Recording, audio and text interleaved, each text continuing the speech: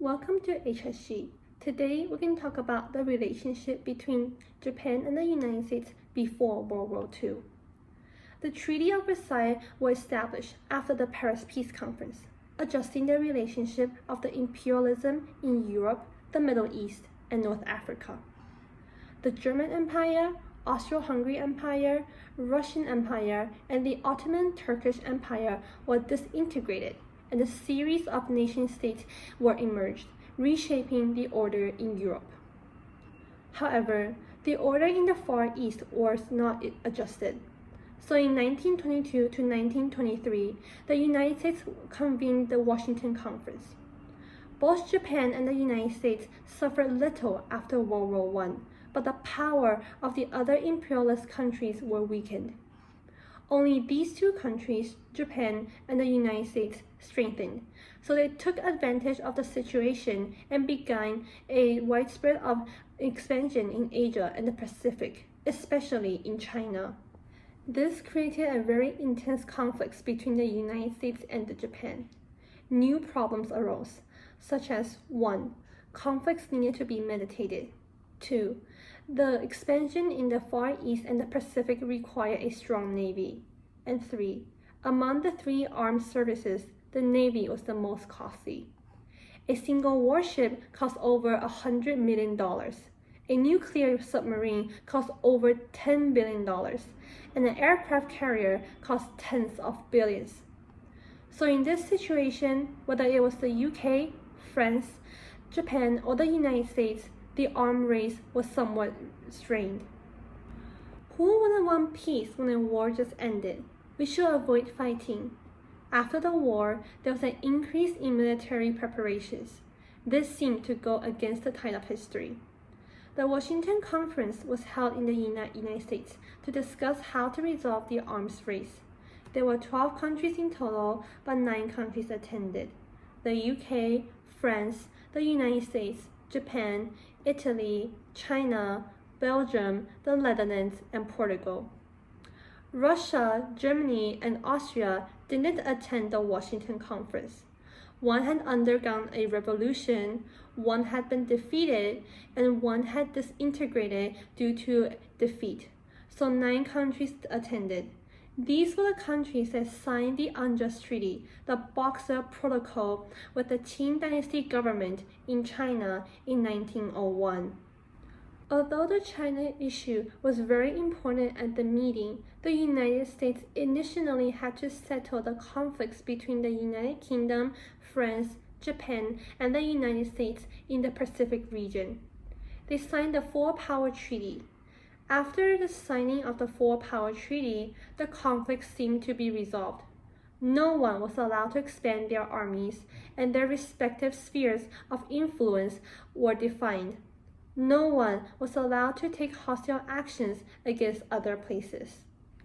The purpose of the United States in this manner is to end the Anglo-Japanese alliance. In 1902, the Anglo-Japanese alliance was highly advantageous for Japan. At that time, Japan's national strength was not even on par with that of the Qing Dynasty in China. It was quite a remarkable feat for Japan to form an alliance with a 300-year-old imperial power like Britain, especially considering that Britain originally pursued glory and refrained from forming alliances with other nations. The primary objective of this alliance with Japan was to counter Russia's influence in the Far East. Without Britain's support, the Russo-Japanese War of 1904 would have been a lost cause for Japan. However, by 1907, the situation changed as Britain and Russia had reached an agreement. This made Britain and Russia become allies. However, Britain could still use Japan to deal with Germany.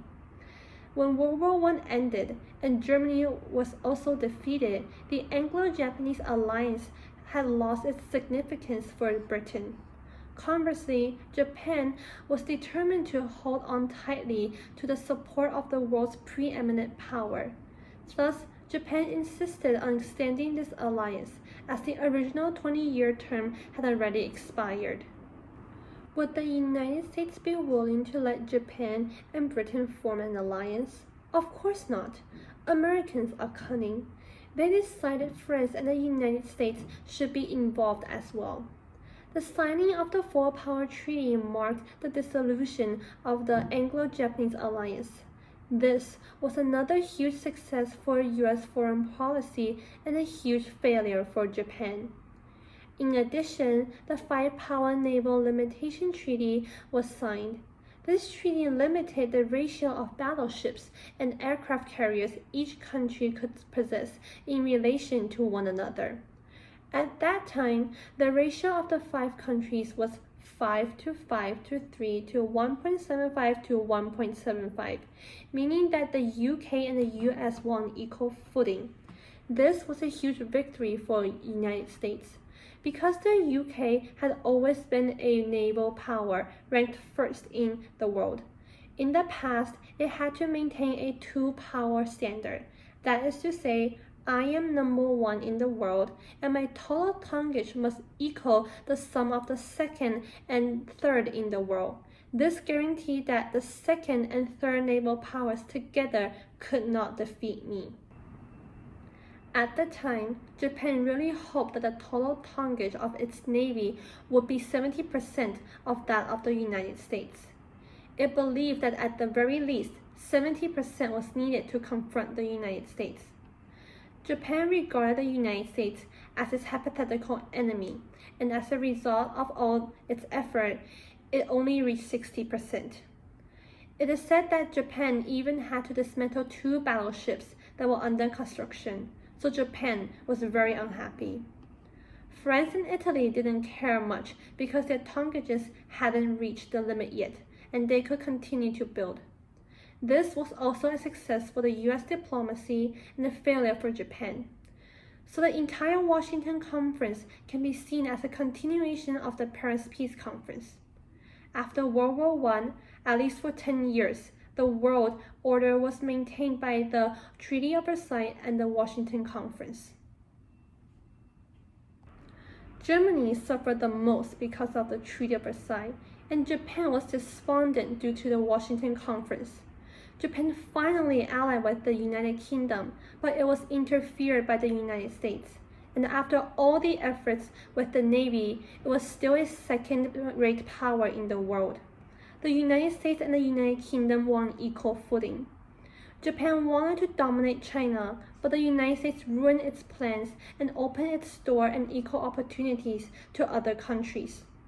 20 years later, after signing the Washington Treaty, Japan launched a surprise attack on Pearl Harbor in 1941. So, why is it said that World War II was provoked by Germany, Italy, and Japan? It's because the international relationship treaty and conference after World War I was unfavorable to them. This set the stage for the outbreak of World War II. Thank you for watching. If you want to contribute your ideas, please join us.